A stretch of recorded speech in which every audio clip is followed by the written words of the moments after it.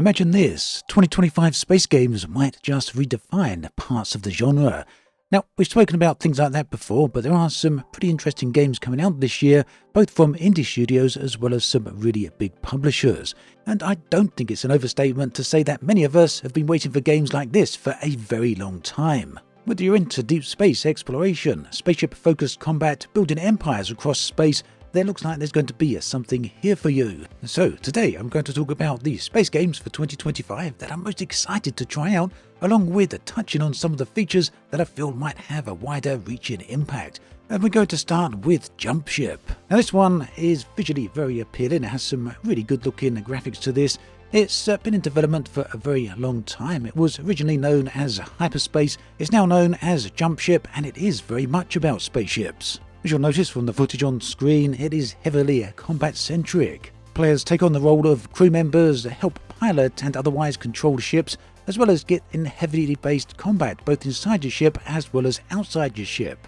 Now, other space games have had spaceship interiors for quite a while, but very few, if any, have such a seamless transition between the various different aspects of the game, whether that's moving between operating the ship, conducting spacewalks, or engaging in on-foot exploration. The gameplay involves intense battles both on the ground and in space, with strong emphasis on teamwork to ensure the ship remains upgraded and intact for survival and victory. There's a few things here that I really do like the look of and that stand out to me, and although I haven't had hands-on experience with this and it's very hard to give any final analysis until we do have hands-on, what I really do like is the pace of everything here. Whether that's moving around on foot, the movements of the spaceships, but more than that, the environments are suitably fitting as well, and those spaceships, they just look really nice. So the missions within the game are dynamically generated. That means players can select from a variety of handcrafted missions that incorporate random elements, which hopefully will ensure a lot of playthrough. Each playthrough should hopefully be somewhat different.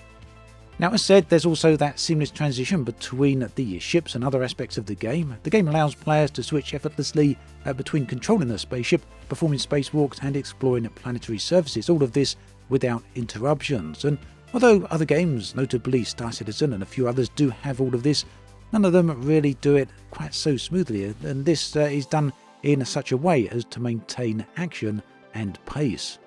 So I really do feel that if this feature is handled correctly and implemented well, then it could certainly have a broader impact on the genre as a whole. Now, as a player, you're about to have a variety of different roles. These can include piloting, engineering, as well as field exploration. There's no fixed classes in the game, which means that players can kind of improvise along the way and decide on how you want to engage with the missions and what's going on within your particular play session. Now, ship-to-ship combat is obviously a huge focus here. That means there's going to be a lot of ship-to-ship battles, but we can also expect to see some on-foot action here as well. Not only does being on foot involve combat from time to time, but it also involves other activities which are somewhat similar, I guess, to games like FTL, Faster Than Light. It means that players can manage the ship's power grid by arranging physical blocks on a grid, or allow for strategic rerouting of power to different ship systems during missions, and some of these different systems you will have to actually manage during gameplay. And yes, at times that could even mean having to extinguish fires around your ship. We can expect to see Jump Ship arriving to early access earlier this year. Now, one of my all-time favourite sci-fi space-focused games is Mass Effect. This arrived in the early 2000s and, well, like many other people, it really knocked my socks off.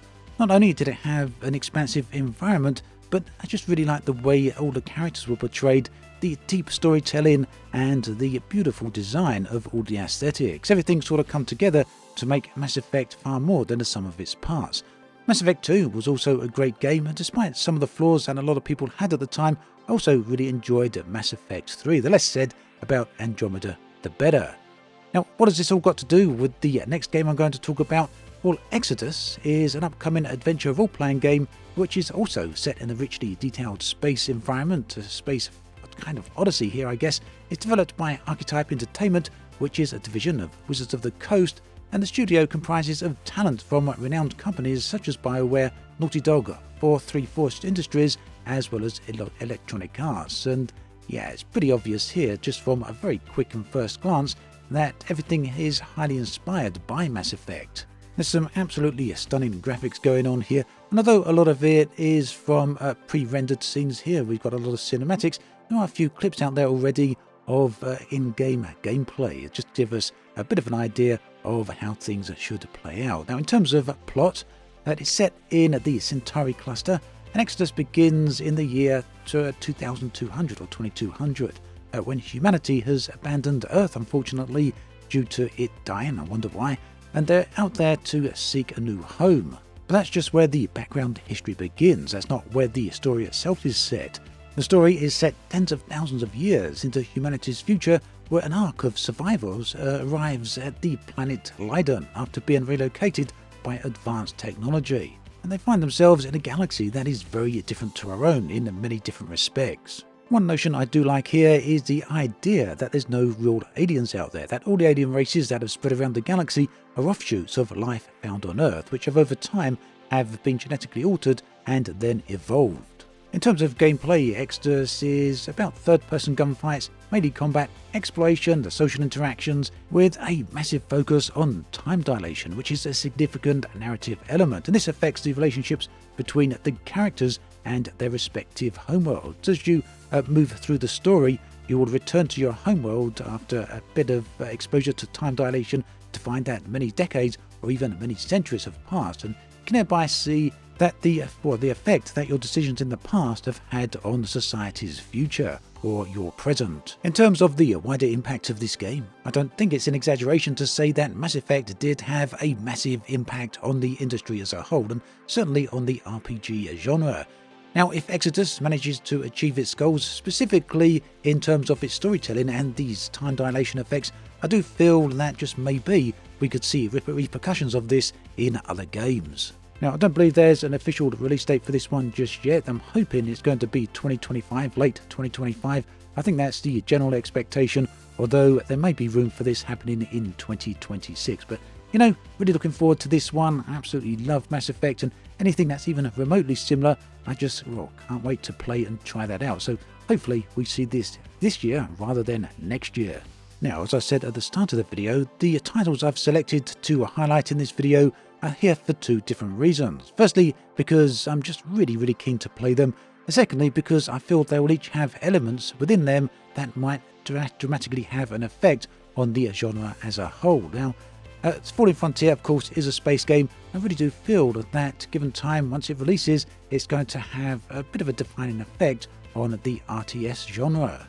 Now, I know people have been waiting for this game for a very long time at this point. It's been promised for year after year, and unfortunately in 2024 it was delayed for extra development time, but hopefully it should be releasing in 2025. And as we've seen this game in development and evolve over the time, it just continues to improve and just looks better and better.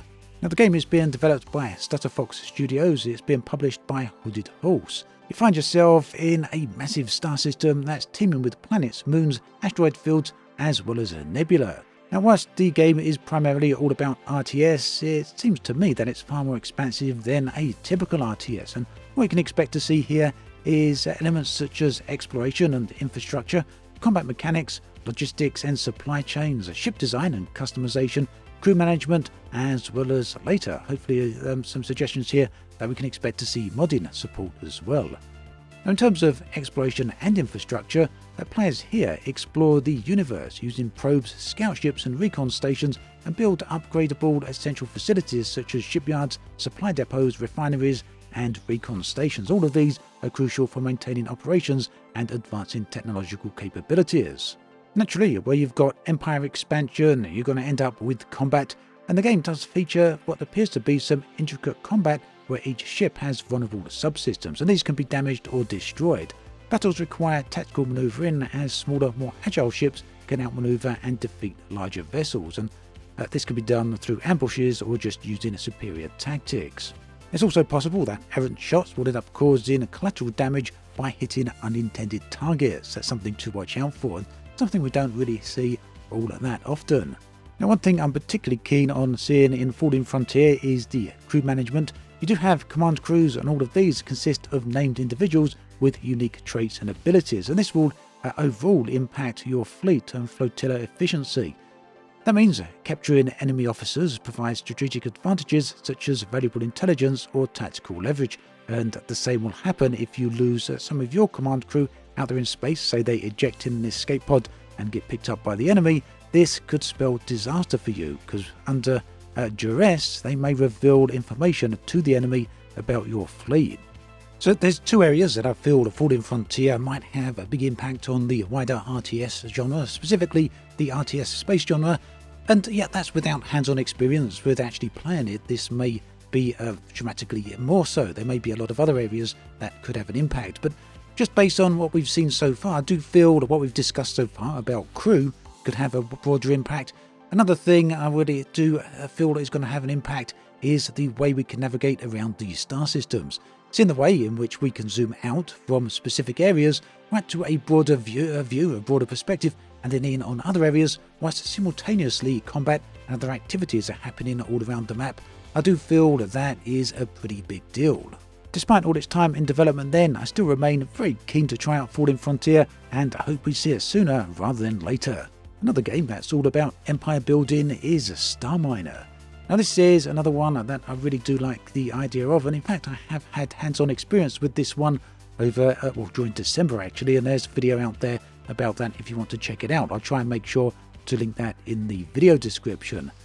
Now Starminer is a game I really did enjoy playing. It's an upcoming space simulation. It's developed by the indie team Cool and Good Games, and it's being published by Paradox Arc, who is a division of Paradox Interactive. Now, Starminer is kind of unique because it blends space exploration, real-time strategy, mining, and tower defense elements, and it does this to a pretty good effect. Effectively, you begin with a modest ship and you're tasked with locating and mining valuable minerals, and of course with the title Starminer you would expect a lot of mining to be in there. You get your minerals from asteroid fields as well as debris scattered around the system. The debris is generally old and abandoned spaceships, capital ships or space stations. It's not all about mining, however. There's a lot of combat involved here. Base building, you can build your own space stations, and construction is done in a modular way. So you can build and customize a fleet of ships as well as space stations using this highly modular system. Ships can be tailored for specific roles such as mining, defense, transport, and research by attaching various different modules like refineries, weapons, and hangars. Now, space stations serve as hubs for resource processing, research, and defense, allowing players to establish a small empire in space.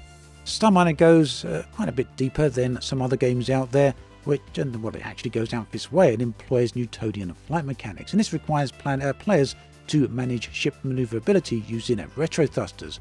And although the game does include some automated systems to help you with this, you can actually disable all of those and really go full-on Newtonian if you so want. And I know there's a lot of people out there, some really hardcore space sim enthusiasts, that will likely really enjoy that.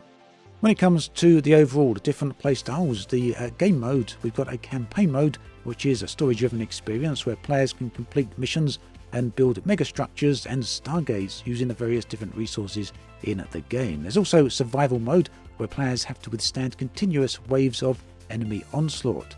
And then we come to sandbox mode. Here you can really customize things, pretty much disable enemy presence if you want to, or put that on quite a high level, all depending on how you want to play it.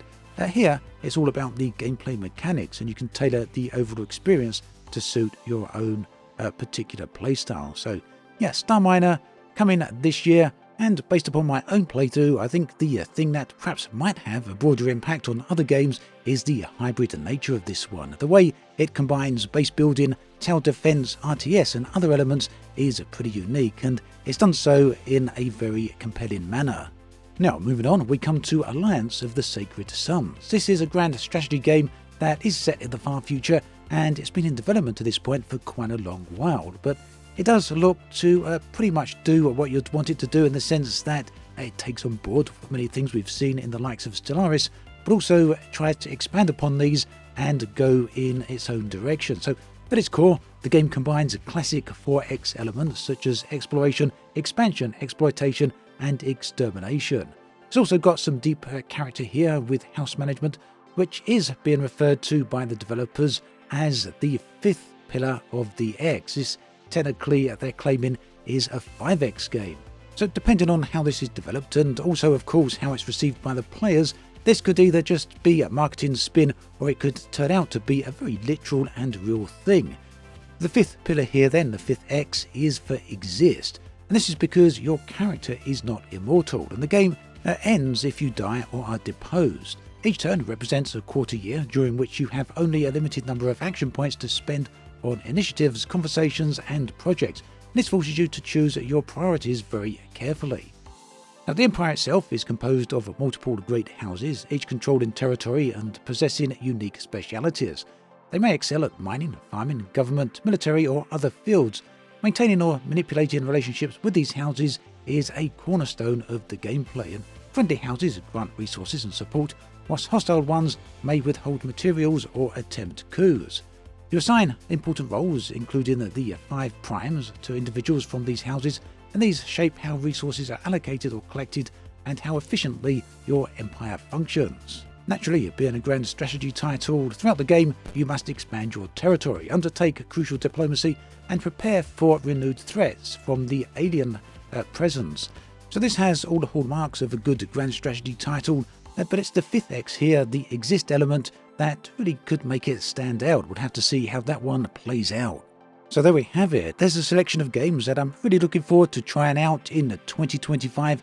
Each of them are new, and each of them are bringing something to the table that as yet we haven't really seen before, at least not in this particular format.